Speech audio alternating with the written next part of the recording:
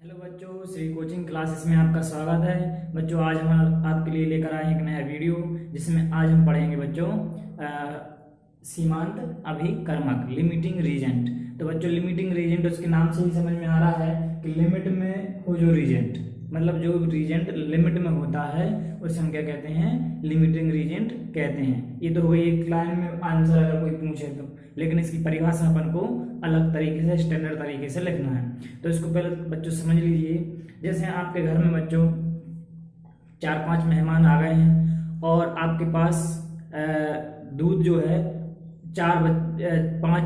5 मेहमानों का है। मान लीजिए दूध आपके पास जो है 4-5 मेहमानों के हिसाब से है, और आप शक्कर तो आपके पास बहुत है, 1 किलो है लगभग, तो उसमें आप 50 आदमियों का बना सकते हैं कम से कम चाय।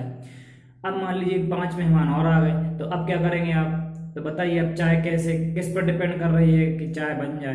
तो बच्चों, आपको समझ में आ रहा होगा कि दूध आपका 5 का था, 5 और आ गए। चाय आपके पास हर सामान पर्याप्त था, आपके पास शक्कर भी 50 आदमियों की थी, चाय पत्ती भी थी, लेकिन दूध जो था वो 5 व्यक्तियों के हिसाब से था। तो बच्चों, आपकी जो मात्रा है चाय की, वो किसने लिमिट में कर दी?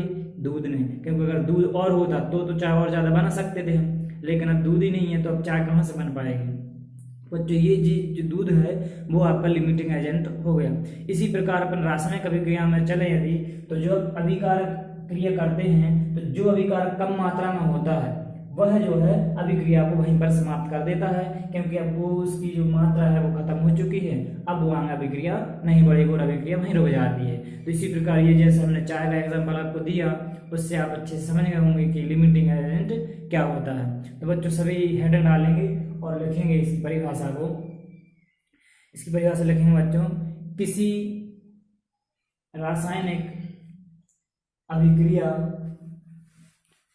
रासायनिक अभिक्रिया में भाग लेने वाला वह अभिकारक जो दूसरे अभिकारक की दी गई मात्रा से क्रिया करने के लिए आवश्यक मात्रा में उपस्थित ना हो सीमांत अभिकर्मक कहलाता है। तो बच्चों, ये था आपका सीमांत अभिकर्मक की परिभाषा। 2 नंबर में आती है, तो इतना ही लिखना है आपको। और इसके बाद हम चलते हैं हम नेक्स्ट प्रश्न, और मान लीजिए हमारा लास्ट प्रश्न भी है, और इसके बाद हमारा जो है चैप्टर फिनिश हो जाएगा। फिर हम आपको विकल्प जो इस अध्याय से आते हैं विकल्प देंगे, और कुछ क्वेश्चन आंसर देंगे इम्पोर्टेंट। तो बच्चों, प्रश्न लिखिए नेक्स्ट। विलयन का सांद्रण ज्ञात करने की विधियां लिखिए। तो बच्चों, विलयन का सांद्रण ज्ञात करने की विधियां से समझ में आ रहा होगा आपको कि विलयन का सांद्रण से मतलब है, विलयन बच्चों 2 चीजों से मिलकर बनता है। पहले बच्चों, विलयन का सांद्रण ज्ञात करने से पहले आपको विलयन के बारे में समझना होगा कि विलयन होता क्या है। तो बच्चों, यहाँ पर हमने आपको नवी में भी बताया होगा, नवी में भी है विषय विलयन। तो बच्चों, जो विलयन है वो 2 या 2 से अधिक पदार्थों के सममांगी मिश्रण से बनता है। सममांगी मिश्रण कैसे? ऐसा मिश्रण जिसमें जब 2 पदार्थों को आपस में मिलाएं तो एक दूसरे को पूर्णतः इस प्रकार से मिल जाए कि उनमें अंतर कर पाना संभव ना हो। तो ऐसे मिश्रण को हम क्या कहते हैं? सममांगी मिश्रण बोलते हैं। मतलब पूरे विलयन का संगठन एक समान हो जाए। जैसे हमने मान लो पानी में शक्कर घोल दी, अब पानी का टेस्ट आप जहां से भी करेंगे, चाहे ऊपर का टेस्ट करें पानी का, चाहे बीच में से करें और चाहे तली में से करें, कहीं से भी करें, उसका स्वाद एक जैसा रहेगा। तो पूरे संगठन, पूरा जो मिश्रण है उसका एक जैसा संगठन हो जाता है। तो ऐसे मिश्रण को हम क्या कहते हैं? विलयन कहते हैं। सममांगी मिश्रण या सममांगी विलयन कह सकते हैं। अब बच्चों, ये 2 चीजों से मिलकर बना होता है, एक जिसको हम विलय कहते हैं और एक बच्चों जो होता है वो विलायक। तो विलयन जो है वो विलायक और विलेय से मिलकर बना होता है। तो बच्चों, ये तो चीज आपको 2 चीजों से समझ में आ गए। अब बच्चों, ये कैसे पता चले कि इसमें कौन सी चीज ज्यादा है और कौन सी कम है, या विलेय किसे कहेंगे और विलायक किसे कहेंगे? विलयन तो समझ में आ गया कि विलेय और विलायक से मिलकर विलयन बनता है, या 2 या 2 से अधिक पदार्थों के सममांगी मिश्रण को हम विलयन कहते हैं। लेकिन बच्चों, विलेय और विलायक क्या होता है?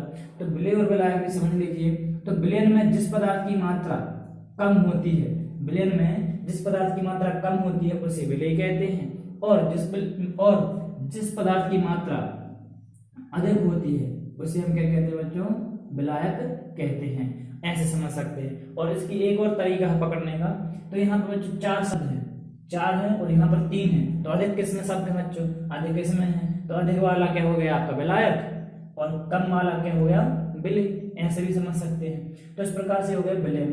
अब बच्चों ये विलयन में जो दो चीजें मिली हुई हैं तो इन्हीं की हमें सांद्रण ज्ञात करना। सांद्रण का मतलब होता है मात्रा से। क्या ज्ञात करना है बच्चों, सांद्रण। सांद्रण ज्ञात करने की विधियां। तो सांद्रण का मतलब होता है मात्रा से। हम कितनी मात्रा में विलय घुला हुआ है, कितनी मात्रा में विलायक घुला हुआ है, ये हमें अगर ज्ञात करना हो, किसी ने हमें प्रश्न दे दिया है, प्रैक्टिकल करने के लिए दे दिया, तो चलो ज्ञात करो इनके में इसमें कितना विलय घुला हुआ है, इतना इतना विलायक और इतना इसमें आपको विलय की मात्रा से जो है ज्ञात करना है। तो आप कैसे पता करेंगे, तो विलयन का जो सांद्रण ज्ञात करने की विधियां हैं वो आज हम इसमें पढ़ेंगे। आपके सिलेबस में ज्यादातर यहाँ पे 4 दी हैं, तो उन्होंने चारों को मुख्य रूप से पढ़ लेंगे। तो सबसे पहले हेडिंग डाल लेना सभी, विलयन का सांद्रण ज्ञात करने की विधियां। इसके बाद पहला नंबर डालना बच्चों। पहला जो है, चाहे तो आप पहले नाम भी लिख सकते हैं। तो पहला है द्रव्यमान प्रतिशत, या इसी को बोलते हैं भार प्रतिशत। बच्चों द्रव्यमान प्रतिशत या भार प्रतिशत एक ही चीज है। वैसे एक कॉमन लाइफ परिभाषा में आप इसकी प्रतिशत की भी लिख सकते थे, प्रतिशतता की। अब प्रतिशतता 2 प्रकार से लिख सकते थे, आयतन प्रतिशत, भार प्रतिशत। लेकिन बच्चों हमने ऐसे इसलिए लिखा क्योंकि आपके जो सिलेबस में आपकी जो एनसीईआरटी की बुक है उसमें सिर्फ द्रव्यमान प्रतिशत और भार प्रतिशत का ही। बच्चों द्रव्यमान प्रतिशत को आप सब समझ में आ रहा होगा नाम से ही, उसमें लगा है प्रतिशत शब्द। तो प्रतिशत बच्चों आपको सबको पता है कि प्रतिशत 100 में से निकालते हैं। और यहाँ पे अपन कर रहे हैं अध्ययन विलयनों का, तो विलयन का सांद्रण का। तो बच्चों यहाँ पे परिभाषा जो बनेगी, किसी विलयन के 100 भाग में उपस्थित विलय के ग्राम में द्रव्यमान को द्रव्यमान प्रतिशत या भार प्रतिशत कहते हैं। बच्चों यहाँ पे क्या हो रहा है कि यहाँ पे कोई अपना एक विलयन बना हुआ विलायक है, यहाँ पर मान लीजिए ये विलायक है, और यहाँ पे हम इसमें विलय को मिला रहे हैं। क्या कर रहे हैं, विलय को इसमें मिला रहे हैं। तो जैसे विलय को इसमें मिलाएंगे तो ये बन जाएगा विलयन। अब विलयन बन जाएगा तो ये मान लीजिए अपने पास 100% कोई वो है सॉल्यूशन, विलयन बना रहे हैं इसका। तो इस विलय को जैसे इसमें मिलाएंगे तो विलय का कितने प्रतिशत इसमें मिला हुआ है उसको हम क्या कहते हैं, द्रव्यमान प्रतिशत या भार प्रतिशत कहते हैं। ऐसे मान लो 100% विलयन का मतलब क्या हुआ, 100% का।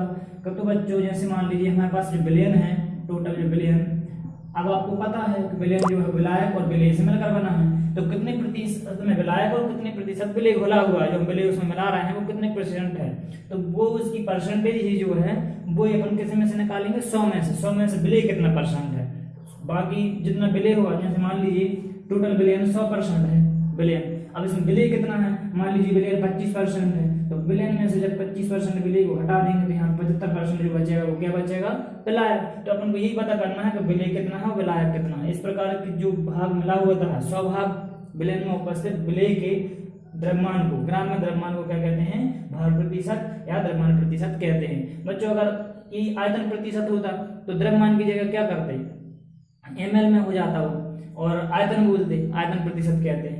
तो अब ये अपन को आयतन नहीं करना है, बस ये याद रखना है। तो इसकी जो परिभाषा है सभी लिखेंगे, फिर से हेडिंग डाल लेना और लिखना इसमें, किसी विलयन के 100 भाग में उपस्थित विलय के ग्राम में द्रव्यमान को द्रव्यमान प्रतिशत कहते हैं, और इसे निम्न सूत्र द्वारा ज्ञात करते हैं।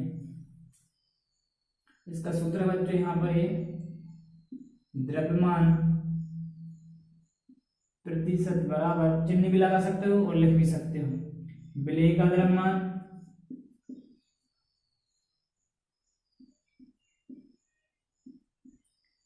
बटे में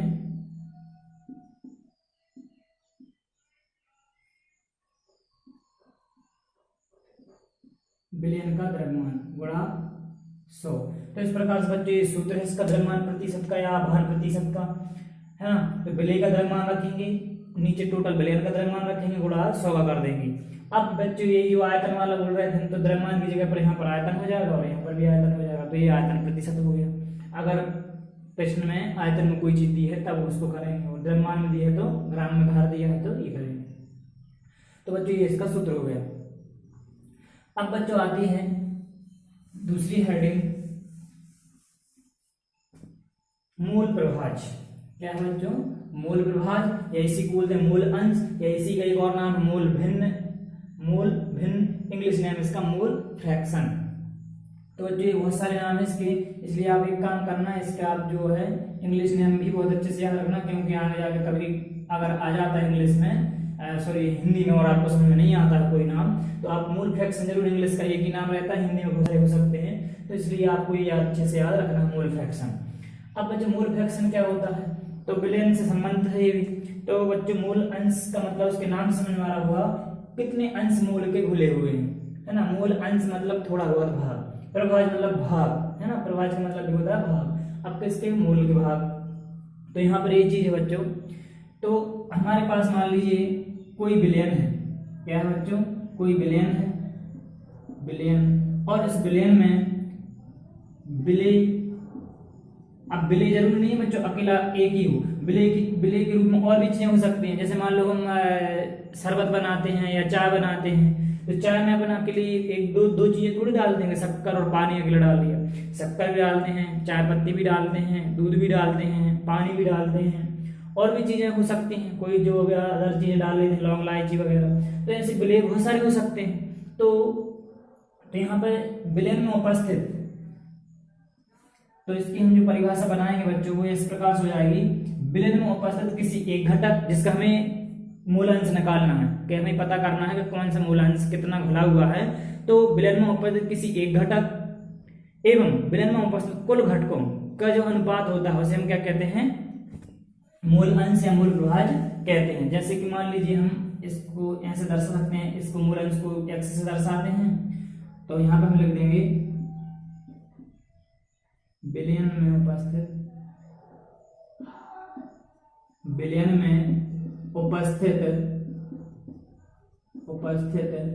किसी एक घटक, किसी एक घटक, और यहां पर हो जाएगा विलयन में उपस्थित, विलयन में उपस्थित कुल घटक का, इन दोनों का जो अनुपात रहता है किस किसका? विलयन में उपस्थित किसी एक घटक और विलयन में उपस्थित कुल घटकों का जो अनुपात होता है वो क्या कहलाता है? मूल प्रभाज या मूल अंश कहलाता है। अब बच्चों हमें जैसे मान लीजिए हमारे पास दो घटक हैं, एक ए और एक बी, दो घटक हैं, और हमें इसका मूल प्रभाज निकालना है। बच्चों मूल को दर्शाते हैं एन से, किससे दर्शाते हैं? स्मॉल एन से। पी हो गया मान लो विलायक और बी के लिए हो गया विलय। तो हम इसको अगर विलायक का मूल दर्शाना है तो एन ही दर्शाएंगे, और विलय का मूल दर्शाना है तो एन बी दर्शाएंगे। बी हो गया विलय, एन हो गया मूल, ऐसे ये हो गया विलायक और एन हो गया मूल। तो विलायक के मूल, विलय के मूल। तो बच्चों अब यहाँ पे हम मान लो अगर इसी को लिखें, हमें मान लीजिए विलायक के मूलों का मूल प्रभाज ज्ञात करना है कि विलायक के कितने मूल उसमें हैं। विलयन बना है, विलयन में विलय और विलायक दोनों हैं, तो विलायक के कितने मूल है वो हमें अगर निकालना है। तो बच्चों अब विलायक का है इसलिए यहाँ पर भी हम ए लगा देंगे, जिससे पता चल जाएगा विलायक का मूल प्रभाज है। अब विलयन में उपस्थित किसी एक घटक जिसका हमें निकालना है, जैसे हमने यहाँ x लिख लिया, तो यहाँ पर उसी के मूल भी लिखाएंगे एन ए, और बटे में हो जाएगा विलयन में उपस्थित कुल घटक। विलयन में बच्चों दो ही घटक हैं, एक ए और एक बी, तो यहाँ पर लिख देंगे N A plus N B.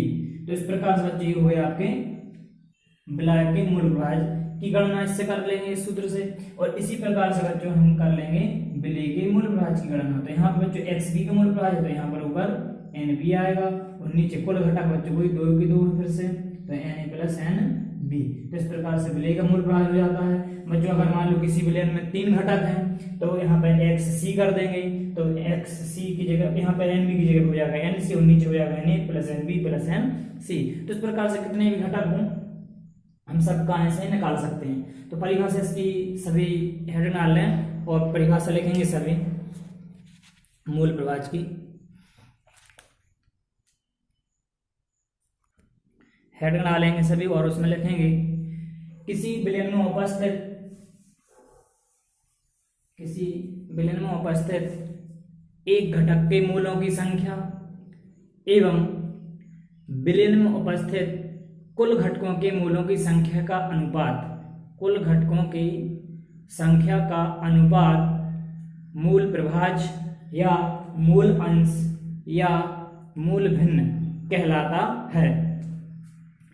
कहलाता है। इसे एक्स से प्रदर्शित करते हैं, इसे एक्स से कैपिटल एक्स से प्रदर्शित करते हैं। इसकी कोई इकाई नहीं होती है। तो ये इसकी इतनी परिभाषा थी बच्चों। ये सभी जो परिभाषाएं विलयन का सामान्य ज्ञात करने की जो विधि हम आपको पढ़ा रहे हैं बच्चों, ये सभी फिर से 12वीं क्लास में फिर से आप पूरी पढ़ेंगे। और यहाँ पर हम अभी 4 पढ़ रहे हैं और 12वीं क्लास में आपकी 7 हो जाएंगी टोटल परिभाषाएं ये। और ये फिर से पढ़ना है आपको, बस थोड़ा सा हम डिटेल में और बताएंगे इसको। अभी थोड़ा सा आपको बस इसका बेसिक चीजें समझना है, क्या परिभाषा क्या होती है। अध्याय 2 में पढ़ेंगे आप इसको अब 12वीं क्लास में। तो अब बच्चों हमें मान लीजिए हमें सबका निकालना अलग अलग मूल प्रभाज, तो हम इसके थोड़ा सा एक डेरिवेशन टाइप का कर लें इसका। तो इधर पे अब नीचे से लिखना लाइन बदल के। तो सभी बच्चे सबसे पहले इस सूत्र को आप जैसी परिभाषा लिखी है आपने, तो उस परिभाषा के बाद पहले इसको लिख लेंगे सूत्र को। इसके बाद फिर हम हेडिंग डालेंगे बच्चों, विलायक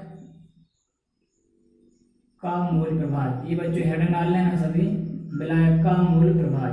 अब बच्चों हम अगर विलायक का मूल प्रभाज ज्ञात करना हो तो कौन सा सूत्र लगाएंगे। तो बच्चों विलायक का मूल प्रभाज के लिए आपको ये वाला सूत्र लिख देना है, हेडिंग डाल के ये हेडिंग डालोगे और ये सूत्र लिखना है, बस और कुछ नहीं करना। इसके बाद ऐसी हेडिंग डालेंगे आप, विलय का मूल प्रभाज। और विलय का मूल प्रभाज के लिए क्या करोगे बच्चों, विलय का मूल प्रभाज। और विलय का मूल प्रभाज बच्चों ये वाला सूत्र आपको लिख देना है। विलय का मूल प्रभाज हेडिंग डालेंगे और x बराबर NB/NA + NB लिख देंगे। इसके बाद बच्चों ये तो हो गया अलग अलग विलायक और विलय का। अब यदि मान लो पूरे विलयन का निकालना हो तो कैसे निकालेंगे बच्चों। तो पूरे विलयन का निकालने के लिए आपको क्या करना है, ये लिख लिया होगा सभी ने, डाला है इसको। इसके बाद अब आपको पूरे विलयन का निकालना है, तो बच्चों विलयन के निकालने के लिए क्या करेंगे,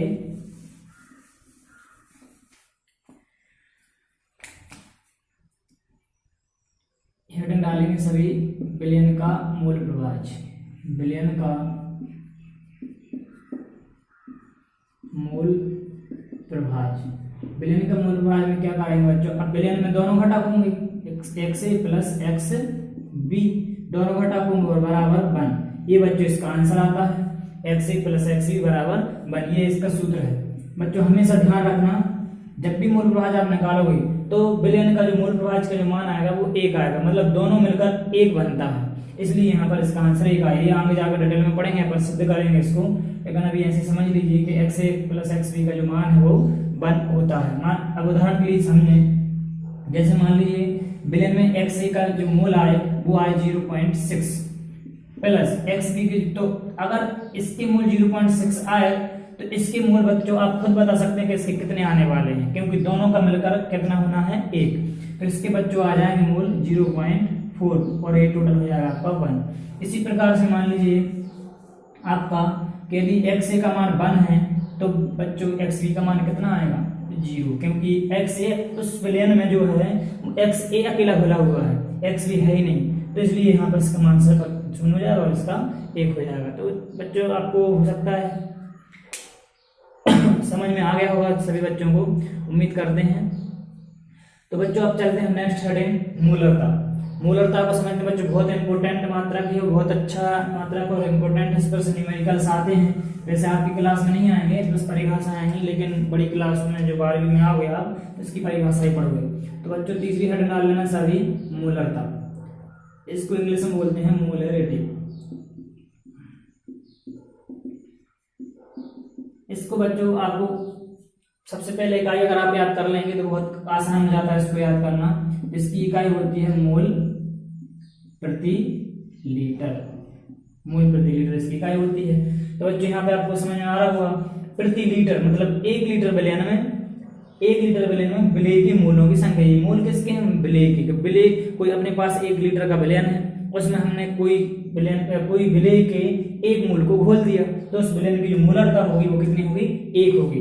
1 लीटर विलयन में विलय का 1 मूल घोल दिया तो उस विलयन की मूलरता कितनी होगी, 1 होगी। अगर यहाँ पर हम आयतन बदल देंगे, 1 लीटर की जगह 2 लीटर कर देंगे तो फिर इसकी मूलरता बदल जाएगी। लेकिन अगर आयतन निश्चित है 1 लीटर और उसमें जितनी भी विलय की मूल आप घोल रहे हैं तो उससे आपका जो है वो निश्चित आएगा। आपकी मूलरता 1 लीटर में 1 मूल घोला है तो आपकी मूलरता भी 1 होगी। 2 लीटर में 2 मूल घोले हैं तो उसकी मूलरता भी कितनी होगी बच्चों, तो इस प्रकार से आपका इसका आंसर आ जाता है। तो परिभाषा क्या लिखेंगे, किसी विलेन के 1 लीटर, अब बच्चों 1 लीटर बराबर 1000 ml भी होता है, तो ml भी लिख सकते हैं क्योंकि केमिस्ट्री में 1 लीटर की जरूरत नहीं पड़ती, केमिकल की बहुत कम मात्रा में जरूरत पड़ती है कोई भी चीज की, तो यहाँ पे ml में भी चल सकता है। तो किसी विलेन के 1 लीटर या 1000 ml विलेन में उपस्थित विलेय की मोलों की संख्या को उस विलेन की मोलरता कहते हैं।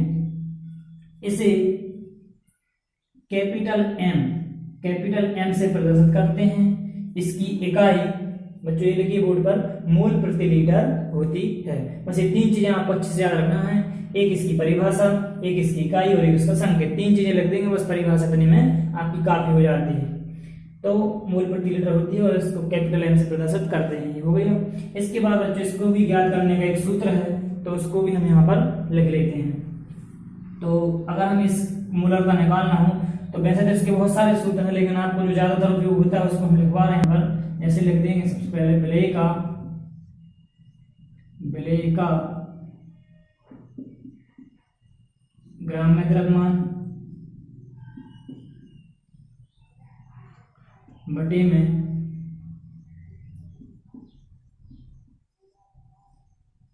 विलेय का आणविक द्रव्यमान गुणा 1000 और नीचे बिलियन का